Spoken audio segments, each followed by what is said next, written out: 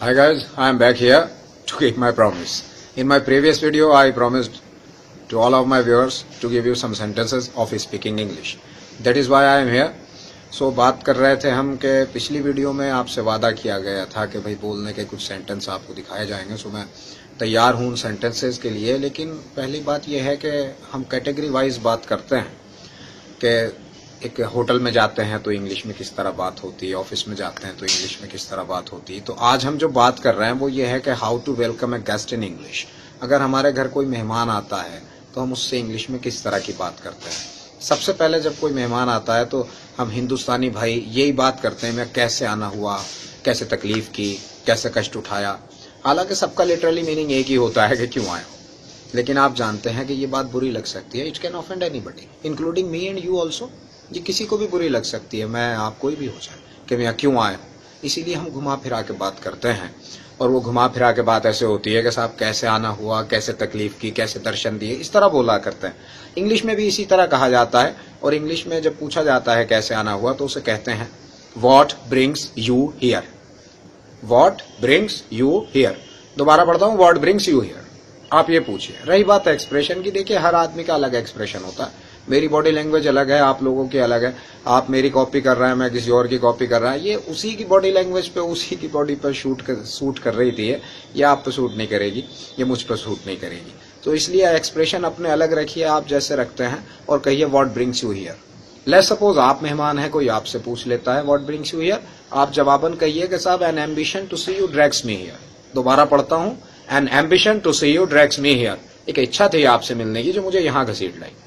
उसके बाद बात करते हैं कि बैठने के लिए कहा जाता है मेहमान को कि साहब बैठिए. तो वैसे तो ये कहा जाता है कि सिट, लेकिन ये ऑर्डर देने जैसा होता है. आपको कहना होता है प्लीज बी सीटेड या प्लीज हैव ए सीट. इस तरह कहिए बी सीटेड या प्लीज हैव ए सीट. उसके बाद आगे बढ़िए. मेहमान जाहिर सी बात है फॉर्मली बिहेव करता है बहुत ज्यादा शुरू में, तो हम कहते हैं ठीक तरह से बैठिए. तो आप इंग्लिश में बोलिए बी कंफर्टेबल. दोबारा बोल रहा हूं, बी कंफर्टेबल. ये ना कि सिट प्रॉपर्ली. सिट प्रॉपर्ली तो ऑर्डर देने जैसा है. मैं अपने स्टूडेंट्स को कहूंगा ठीक से बैठिए भाई, तो ये सिट प्रॉपर्ली है. अगर आप मेहमान से कह रहे हैं तो कहिएगा कि बी कंफर्टेबल. इसी तरह यह भी कहा जाता है कि इसे अपना ही घर समझिए, तो इसके लिए कहिए take it as your own home. दोबारा सुनिए, take it as your own home. उसके बाद यह भी कहा जाता है कि साहब खाना तैयार है या नाश्ता तैयार है.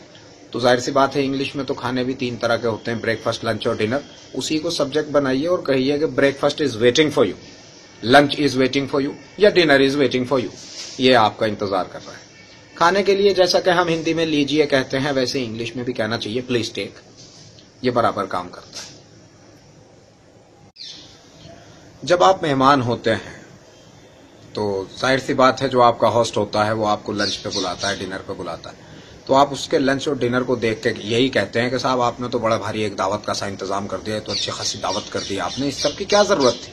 तो आप इंग्लिश में बोलते हैं it's just like a feast.